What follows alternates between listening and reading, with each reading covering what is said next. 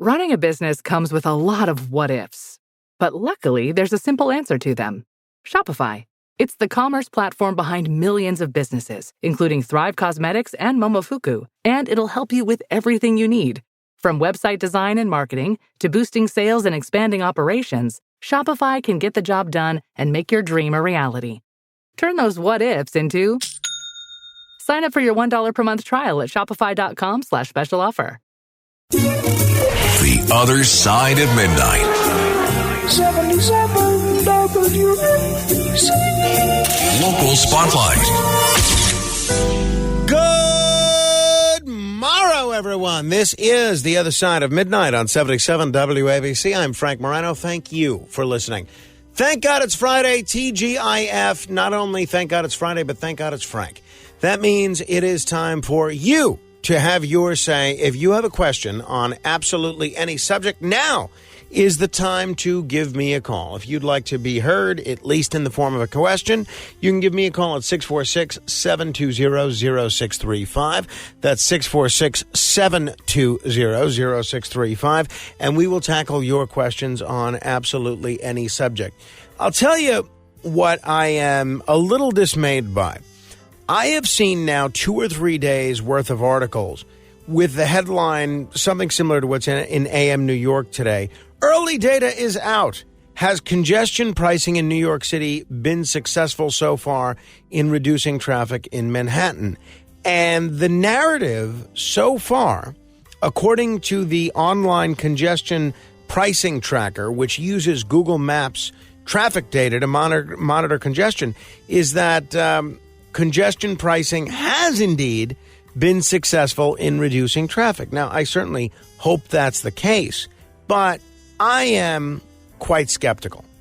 Now, I see the data. I see the data showing that traffic is moving faster through the tunnels and bridges this week, at least on some days. I see the data showing that New Jersey crossings are faring well so far, but I don't think this addresses the fundamental problem with congestion pricing, which is that it's a tax on people like me who live in mass transit deserts. And the fact that this was a particularly slow week coming after a holiday and with the snow and everything like that, I don't think that the proponents of congestion pricing should be holding this week out as a model for what's likely to be in store when it comes to congestion pricing working. So I hope that traffic is reduced. I hope that congestion pricing does what it's supposed to, but that doesn't change the fact that it was deceptively implemented because the governor said that she wasn't going to do it before the election, and then as soon as the election takes place, she implements it, and it doesn't change the fact that it's still a regressive tax. So I'm glad traffic is reduced, but to me, that absolutely does not deal with the fundamental problems with congestion pricing. That's as I see it. All right, we'll see where next week leaves us at this time. I suspect things are going to get a little bit more back to normal. I hope not. I hope I'm wrong, but that's not what I think.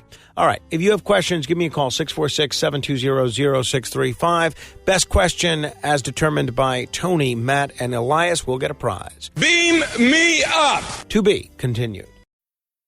Your snacking routine can get a little dull. Time for an Oikos remix. Like a crunchy storm of sea salt praline pretzels, dark chocolate, and butter toffee, showering down into a smooth, creamy yogurt. Enjoy 3 Oikos remix varieties with epic mix-ins and 11 grams of complete protein per 4.5-ounce serving. See remixyogurt.com. The Other Side of Midnight. 77 WABC. Local Spotlight. Good morrow, everyone. This is The Other Side of Midnight on 77 WABC. I'm Frank Morano. Thank you for listening. When it comes to the way elected officials in New York City use their NYPD security details, it seems the city is still stuck in neutral. Nearly 3 years after a damning report revealed major abuses by former Mayor Bill de Blasio, who had his security detail chauffeuring his kids and even escorting him around the country for his failed presidential campaign, the NYPD hasn't put in place clear, enforceable policies to prevent similar misuses in the future. This isn't just about taxpayer dollars being misspent, although that's part of it. De Blasio was fined nearly $500,000 for his misuse of city resources, and to this day, he is still fighting the penalty. But the larger issue is the lack of clarity, transparency, and accountability in how these security details operate. The Department of Investigation's most recent report found that while the NYPD created some protection detail guidelines in 2022, the rules remain vague.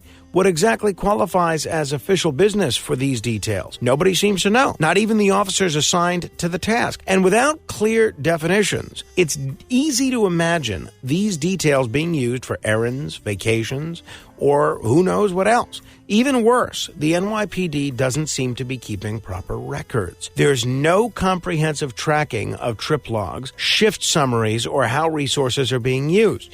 Compare this to the Secret Service or the U.S. Marshals, where every move is documented. Why should New Yorkers settle for less? And then there's the training, or lack thereof. The DOI noted that members of these details receive just 2 days of training, though some are sent for additional federal courses. For a job that's supposed to protect the city's most high-profile figures, that doesn't inspire much confidence. Under Mayor Eric Adams, questions have also been raised about why certain officials, like former Deputy Mayor Philip Banks, received security details at all. Adams admitted he personally made the call, even though Banks was under federal investigation at the time. That is troubling, to say the least. The NYPD's refusal to fully adopt DOI's recommendations doesn't help matters. The department seems resistant to greater oversight, arguing that its mandate is to protect at all costs. But isn't transparency a part of protection? Without clear policies and better record keeping, the system is ripe for abuse, and the public trust continues to erode. If the NYPD wants to show it's serious about accountability, it needs to lay down the law literally, define official business, track every trip, train officers thoroughly, and share the rules with the public. Because in a city that prides itself on setting standards, this current mess is anything but professional. Beam me up! To be continued. Mic check. 1, 2. Are we recording? Hi, I'm Michelle Bernstein, an award-winning chef, restaurateur, and mom. I have a lot on my plate, including my psoriatic arthritis symptoms. That's why I was prescribed Cosentyx. It helps me move better. Cosentyx secukinumab is prescribed for people 2 years of age and older with active psoriatic arthritis. Don't use if you're allergic to Cosentyx. Before starting, get checked for tuberculosis. An increased risk of infections and lowered ability to fight them may occur, like tuberculosis or other serious bacterial, fungal, or viral infections. Some were fatal. Tell your doctor if you have an infection or symptoms like fevers, sweats, chills, muscle aches, or cough, had a vaccine or plan to, or if inflammatory bowel disease symptoms develop or worsen. Serious allergic reactions and severe eczema-like skin reactions may occur. Learn more at 1-844-COSENTYX or Cosentyx.com. Ask your rheumatologist about Cosentyx. The Other Side of Midnight. 77 WABC. Local Spotlight. State Senator Parker Space of New Jersey had quite the start to his new year. While feeding mice to a group of rattlesnakes at his family's zoo in Sussex County, he was bitten by an eastern Massasauga rattlesnake. Now, let's pause for a moment to appreciate how rare this is. Senator Space has been feeding snakes since he was 12 years old and claims this is the first time he's been bitten. But as he admits, he must have let his guard down a little bit. The bite required 14 vials of anti-venom and a helicopter ride to a specialized snake bite center in the Bronx. Thankfully, Senator Space is recovering well and even resumed feeding these snakes shortly after being discharged from the hospital. His magnanimity, shines through. He doesn't blame the snake. It's not the snake's fault, he said. It's my fault. But this incident raises a broader question. Should anyone, even a state senator, be operating a private zoo that houses rattlesnakes, cobras, lions, and tigers, among other potentially dangerous animals? I don't think so. Space Farms Zoo and Museum, owned by the Space family, boasts an impressive array of wildlife, including big cats, wolves, and about 40 snakes. That's a lot of responsibility for a facility run by a family, even one as experienced as the Spaces.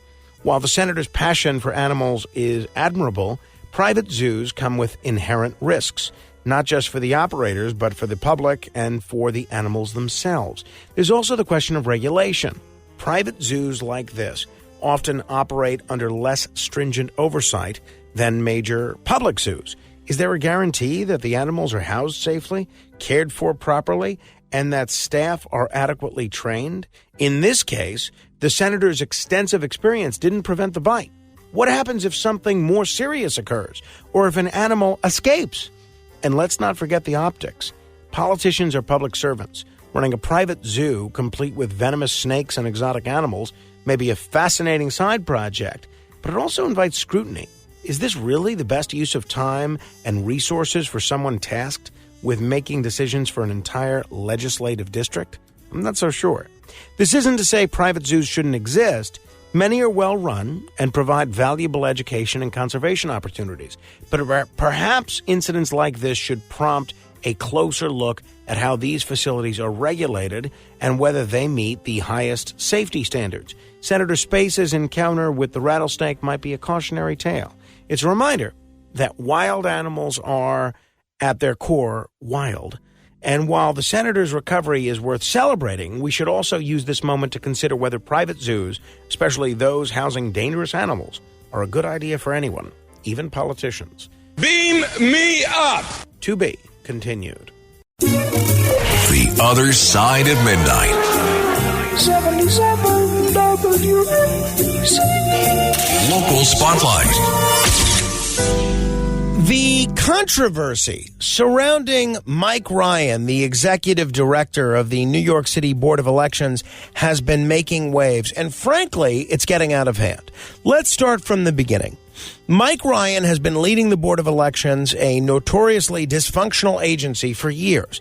This is the same agency that has bungled voter rolls, misprinted ballots, and botched ranked choice voting tallies. But in recent years, they've made strides, earning rare praise for improving voter outreach and communication. There's been years without any major faux pas on their part. Now, Ryan is under fire after the Department of Investigation released a report alleging he created a hostile work environment for two female employees.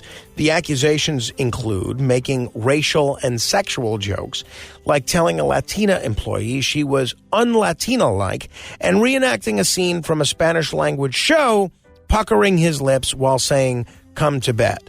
Another woman said his inappropriate comments made her uncomfortable, but she felt powerless to leave because of his position of authority. The DOI recommended firing Ryan, but the Board of Elections commissioners decided on a lesser punishment, suspending him without pay for 3 weeks, sending him to sensitivity training, and putting him on probation for a year.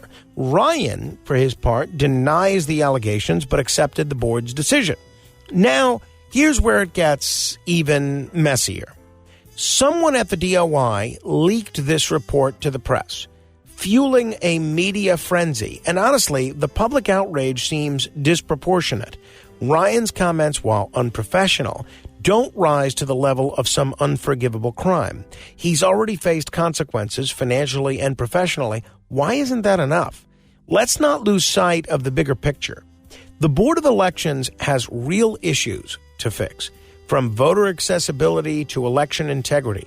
Yet, here we are, obsessing over inappropriate but relatively minor comments.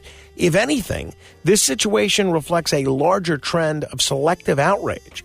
We'll crucify someone for offensive words, but barely bat an eye at systemic failures or incompetence. The punishment has been dealt, and it's time to move on. Mike Ryan isn't a saint, but making him a scapegoat for deeper problems won't solve anything. The focus should be on fixing the Board of Elections, not on turning this into another media circus. I'll tell you this, given the comments in this report, if people are offended by that, if they spent a day at our office and heard the things that folks say around here, they would turn white. Beam me up. To be continued.